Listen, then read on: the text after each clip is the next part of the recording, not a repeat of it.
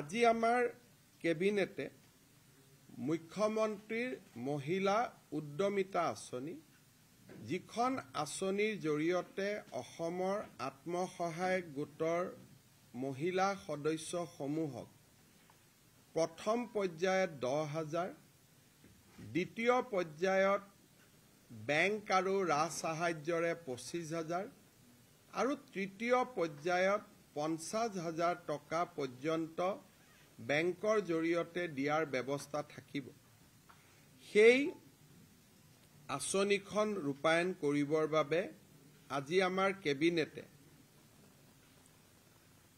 2,000 কোটি টকাৰ অনুমোদন জনায়। এতিয়া মই আপোনালোকক মহিলা উদ্যমিতা আঁচনিখনৰ বিষয়ে কেইআষাৰমান কথা ক'ব খুজিছোঁ। আমাৰ ৰাজ্যৰ আত্মসহায়ক গোটৰ সদস্যসকলক আমি 4 লানি সাৰ্ভে কৰাৰ পিছত কাৰোবাৰ 3টা সন্তানত আছে নে তাতকৈ বেছি আছে বিভিন্ন সাৰ্ভে কৰাৰ পিছত আমি 31 লাখ মহিলাক প্ৰথম পৰ্যায়ত এই আঁচনিখনৰ বাবে উপযুক্ত বুলি আমি ইনফৰমেশ্যন বা আমি তথ্য কালেক্ট কৰিছোঁ। কিন্তু অসম চৰকাৰে 27 লাখ মহিলাক এই আঁচনিখনৰ সুবিধা দিব আমাৰ বাজেট অনুসৰি। কাৰণ আমি যদিও 30 লাখ মহিলাই পাছ কৰিছে আমি 27 লাখ মহিলাকহে এই আঁচনিৰ সুবিধা দিব পাৰিম। সেইবাবে অহা কেইটামান দিনত ব্লক পৰ্যায়ত এই আঁচনিৰ চূড়ান্ত হিতাধিকাৰী নিৰ্বাচনৰ কাম আৰম্ভ হ'ব।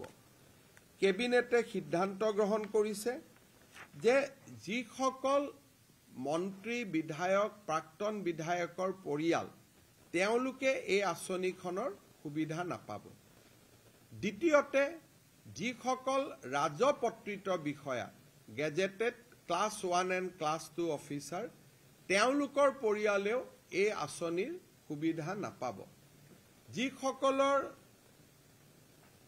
আমাৰ মদৰ দোকানৰ লাইসেন্স আছে যিসকলৰ ঘৰত ব্যৱসায়িক ভিত্তিত ট্ৰাক্স আছে জেচিবি আছে বা যিসকলে আয়কৰ পৰিশোধ কৰে তেনেকুৱা লোকেও বা তেনেকুৱা আইমাতৃয়েও এই আঁচনিখনৰ সুবিধা নাপাব।